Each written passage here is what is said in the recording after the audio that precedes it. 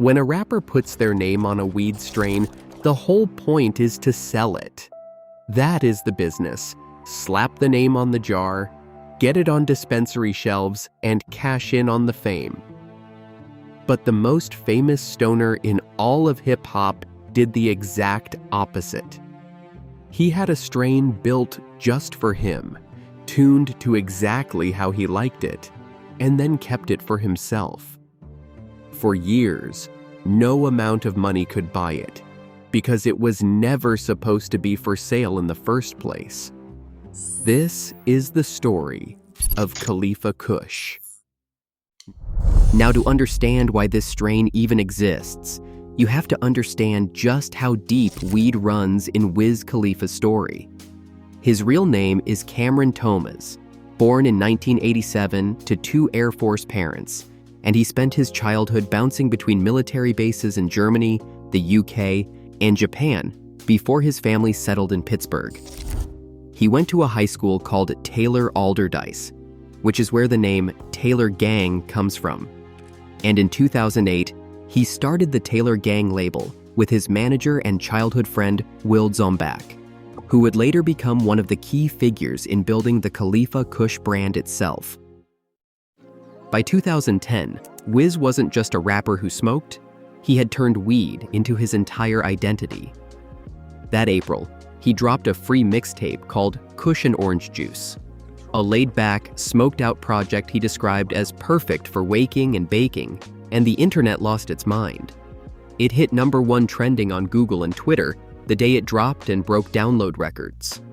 The next year, he went mainstream with Black and Yellow and the album Rolling Papers, and just like that, the biggest new star in rap was also its most dedicated smoker.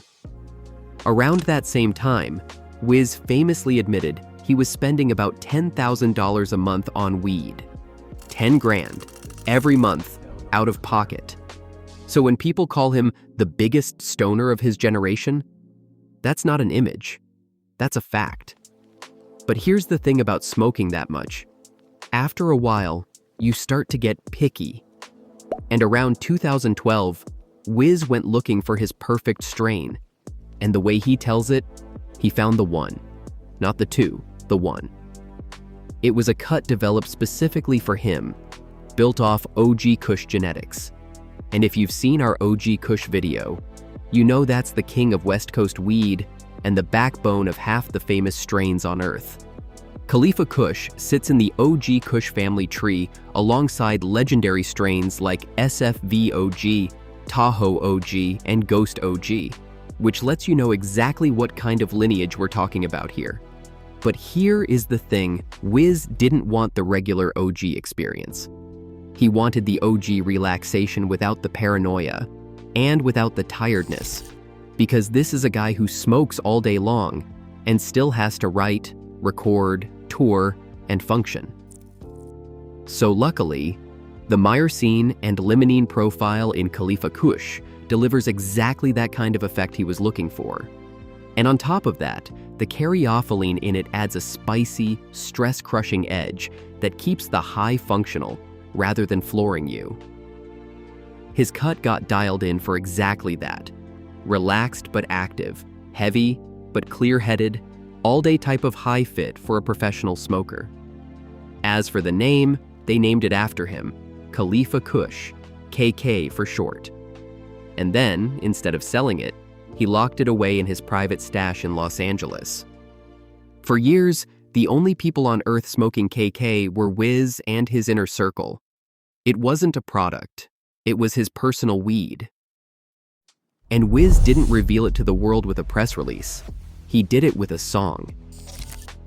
In June of 2014, he dropped a track literally called KK, featuring Project Pat and Juicy J, with a neon, black light-soaked video that was basically a love letter to the strain.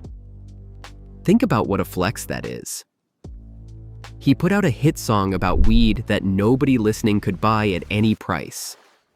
The whole world suddenly knew the name Khalifa Kush, and almost nobody outside his circle had ever touched it.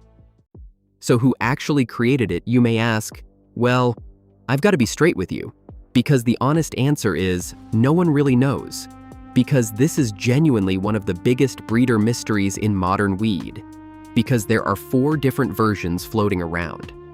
The story the brand itself tells is that KK was developed around 2012 by 2 of Wiz's Pittsburgh guys, his friend Will DeZombach, and Tim Hunkele, Khalifa Kush's co-founder and COO, who built the cut for Wiz and with Wiz. So that's the best documented version we know of.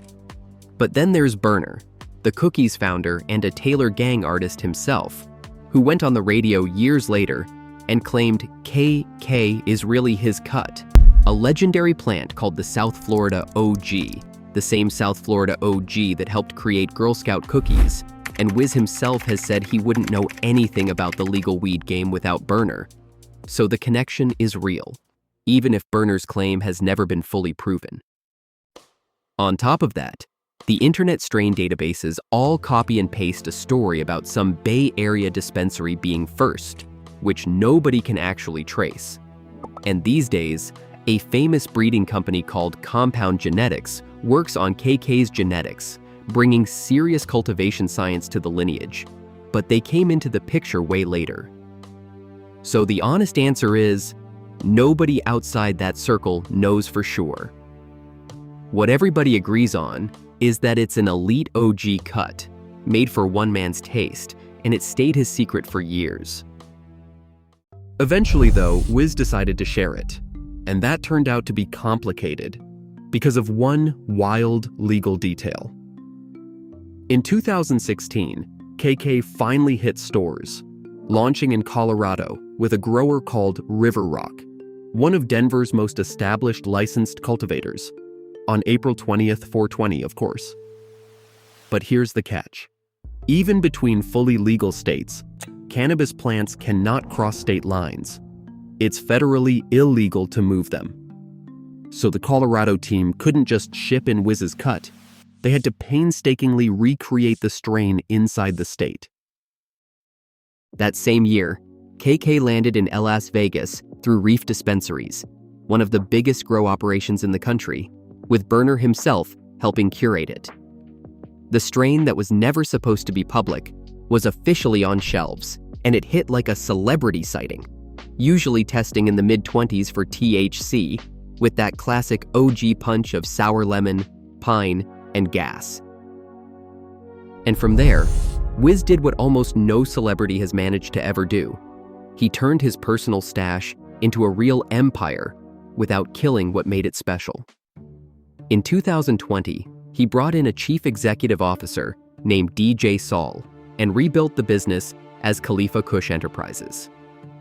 And in early 2022, KK signed 2 massive deals, almost back-to-back, one with Cresco to grow it in California, where Wiz said the new batches were the best KK he'd ever smoked, and one with Trulieve to bring it to Florida, a launch that literally got delayed a week by Hurricane Ian, so they turned the release into a donation drive for storm victims.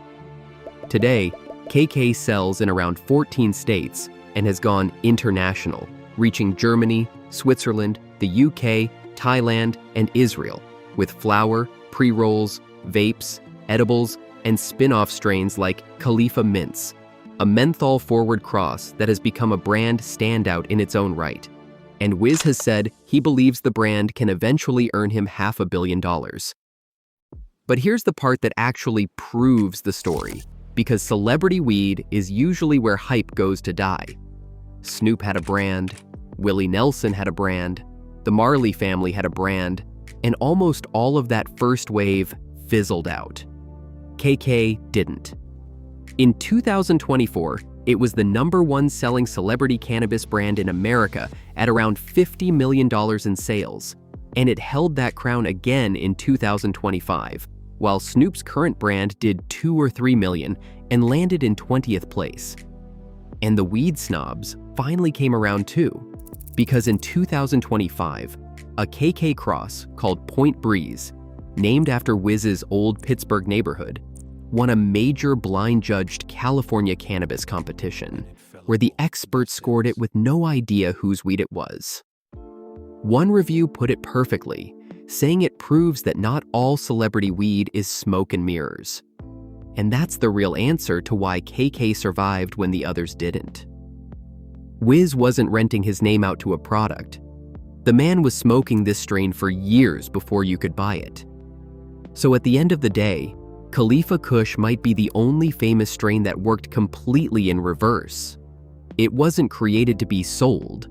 It was created to be smoked by one specific guy, exactly the way he liked it. And the public only ever got it because he eventually felt like sharing. The strain that was never supposed to be public ended up outselling every celebrity brand in the country, and it did it on the strength of being real.